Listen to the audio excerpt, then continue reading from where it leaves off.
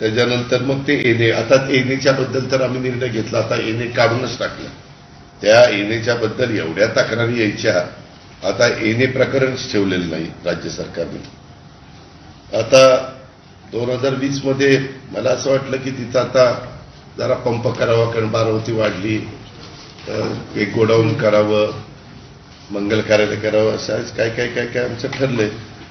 तशा पद्धतीनं झाडं लावली, बाकीच्या सगळ्या गोष्टी केल्या, पण त्याचंही काहीतरी काढलं होतं म्हणे. माझी विनंती आहे की जर त्याच्यामध्ये पुरावे असतील, कागदपत्रांचे सगळे दाखले असतील, पण चुकीचं झालेलं असेल तर जरूर चौकशी झाली पाहिजे. कारण हे कायद्याने नियमानं चाललेलं सरकार आहे आणि यंत्रणेने तशाच पद्धतीचं काम केलं पाहिजे.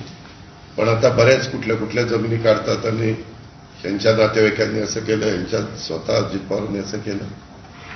मी कालही चुकीचं कुठलं केलं नाही, आजही केलेलं नाही, उद्याही करणार नाही, एवढंच मला सांगायचं. दादा, राज्यात महायुती एकसंध लढणार आहे का? प्रत्येक ठिकाणी त्याच्याबद्दल मुख्यमंत्री देवेंद्रजी, तसंच एकनाथरावजी, तसंच सुनील तटकरेजी, रवींद्र चव्हाणजी आणि काही एकनाथरावांनी ज्यांना चर्चा करण्याचा अधिकार दिला ते कदाचित उमेश सामंत आणि काही कोणी असतील, यांच्या संदर्भातली याची चर्चा होईल. आम्ही एक सांगतो की बाबा सगळ्यांनी एकत्रपणे राहून लोकांच्या समोर गेलं पाहिजे. पण मागे आम्ही 15 वर्ष आघाडीमध्ये काम केलं त्यावेळेस जो तो पक्ष जिथं त्याची ताकद असेल तिथं स्वतंत्र लढण्याचा प्रयत्न करत असतो. जिथं स्वतंत्र लढल्यानंतर मताची विभागणी होऊन फायदा होणार नसेल तर तिथं एकत्रपणे आजपर्यंत जे ते लोक गेलेले आहेत.